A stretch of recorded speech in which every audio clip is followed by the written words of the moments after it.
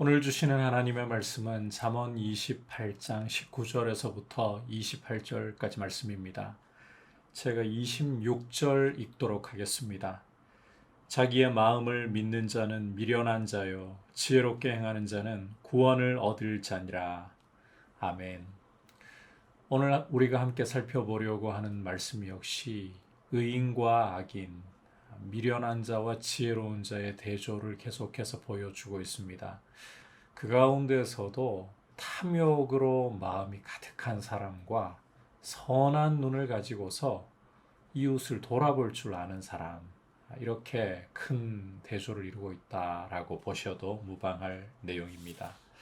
우선 19절과 20절을 보시면 자기의 토지를 경작하는 자, 충성된 자, 탐욕을 부리기보다 자기의 손을 부지런히 사용하여서 땀을 흘려서 건강하게 재물을 얻고자 하는 자를 가리키는 거죠. 이와 같은 사람은 먹을 것이 많고 복이 많다. 그리고 27절로 건너가서 가난한 자를 구제하는 자. 가난한 자를 구제하기 위해서 자신이 손으로 부지런히 수고하고 땀을 흘릴 줄 아는 것. 그런 모습을 가지지 않겠어요? 이와 같은 사람은 궁핍하지 않는다. 반대로 다시 19절과 20절로 돌아가 보면 방탕을 따르는 자, 속히 부하고자 하는 자. 어떻게 보면 이게 좀 차이가 있는 듯하지만 결국 탐욕이 방탕을 따르게 만듭니다. 탐욕이 속히 부하게 되고자 하는 마음을 일으킵니다. 이와 같은 사람들은 궁핍하고 형벌을 면치 못한다. 그리고 이 탐욕이 있는 사람은 또 어떤 모습으로 자신의 삶을 드러내느냐. 21절, 22절을 보시면 사람의 낯을 보아준다는 거예요. 이 뇌물을 받고 사람의 낯을 보아준다. 한 조각 떡으로 말미암아 범법한다. 한 조각 떡이라는 것, 이걸 얻으려고 탐욕이 있으니까 범법하는 거예요. 그리고 악한 눈을 가지고 있다. 이런 사람들은 탐욕으로 재물 얻기에 급급하고 결국 빈궁이 자기에게 임하는 인생을 살아갈 뿐이다. 건너뛰어가지고 24절로 가서 보시면 탐욕이 있는 사람은 부모의 물건을 도둑질하고서도 죄가 아니랍니다. 부모 돈인데 내 거나 다름없지 뭐. 이렇게 생각하는 게 옳지 않다는 거죠. 부모님의 물건이라 할지라도 부모님이 나에게 허락하지 않는 것이라면 그것은 내 것이 아니라 부모님의 것인 거예요. 하나님께서는 부모의 것이 내 것이요, 내 것은 내 것이요. 이건 탐욕에서 나오는 모습이라고 말씀을 하고 계시는 겁니다. 이런 사람은 멸망받게 하는 자의 동류이다. 25절로 가서 보시면 이렇게 탐욕이 많은 자는 다툼을 일으킨다. 욕심은 반드시 다툼으로 이어지게 마련입니다. 그리고 탐욕은 가난한 자를 돌아볼 눈이 없게 해요. 손으로 부지런히 수고하고 충성된 마음을 갖고 있다. 그러면 눈이 선하고 가난한 자를 구제할 줄 알지만 탐욕으로 마음이 가득하고 연단되어 있으면 가난한 자를 보고도 못 본 채 한다. 이런 사람에게 저주가 크리라. 자, 이처럼 자기의 손으로 부지런히 수고하면서 땀 흘려서 재물을 모을 줄 아는 자, 충성된 자, 여호와를 의지하면서 가난한 자를 구제할 줄 아는 자, 이런 사람이 지혜의 길을 걷는 사람이고 의인의 길을 걷는 사람이다. 반대로 탐욕으로 방탕을 따르고 속히 부하려고 하고 사람의 낯을 보아주고 한 조각 떡을 위해서 범법하고 악한 눈을 가지고 있다.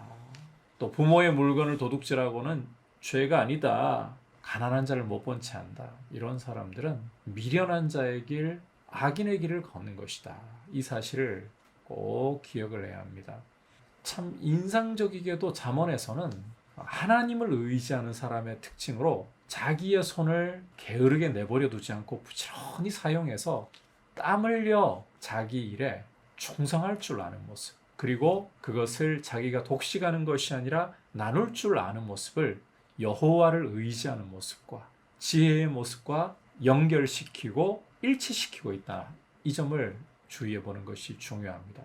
그만큼 하나님을 의지한다는 것은 삶에 이 선한 열매가 맺어야 된다는 거예요. 지혜라는 것은 머릿속에 머물러 있고 우리 속에만 머물러 있는 것이 아니라 선한 열매를 맺는다는 것입니다. 이 점을 기억하면서 우리 삶에 지혜로 말미암아 하나님을 의지하는 것으로 말미암아 구체적인 선한 열매, 부지런한 자기의 자리에서 부지런한 모습으로 열매를 맺고 그것으로 또 이웃을 돌아볼 줄 아는 모습으로 열매를 맺는 귀한 모습 있기를 축복합니다. 한 가지만 더 살펴보자면 26절에 자기의 마음을 믿는 자는 미련한 자요 지혜롭게 행하는 자는 구원을 얻을 자니라 이렇게 말씀하는 것을 볼 수가 있습니다. 자기 마음을 믿는다는 것은 미련하다. 우리 마음이라는 것은 믿을 만하지 않습니다. 칼빈의 경우는 우리의 마음은 우상 제조 공장이라고 불렀습니다. 우리 속에 탐욕이 있기 때문이에요. 이 탐욕이 돈을 하나님 자리에 올려놓고 이 탐욕이 힘과 권력을 명예를 하나님 자리에 올려놓고 이런 마음을 믿는다. 어리석은 거예요. 지혜롭게 행하는 자는 하나님의 말씀의 교훈에 귀를 기울이고 하나님의 말씀을 따라 순종하려고 힘을 씁니다. 이런 사람이 참 지혜로운 사람이고 구원의 복을 누리는 겁니다. 자기 마음을 믿는 것은 미련한 자의 일이다. 우리 마음을 믿으려 하지 말고 우리의 감정을 믿으려 하지 말고 오직 하나님의 말씀을 굳게 신뢰할 수 있기를 축복합니다. 말씀을 생각하면서 기도하겠습니다. 하나님 아버지, 오늘 말씀을 통해서 자신의 손으로 부지런히 수고하여 자기에게 주어진 일에 충성하고 그렇게 얻은 재물을 가지고 독식하는 것이 아니라 가난한 자를 돌아볼 줄 아는 것이 하나님을 의지하는 지혜로운 사람의 열매 맺는 모습이라는 것을 보았습니다. 우리의 삶이 말로만 하나님을 의지한다, 지혜의 길을 걷는다 하지 말고 선한 열매를 맺게 하여 주시고 어리석고 우상 제조 공장에 불과한 우리 마음 믿지 말고 오직 하나님의 말씀을 신뢰하며 걸어가게 하여 주옵소서. 예수님의 이름으로 기도드립니다. 아멘.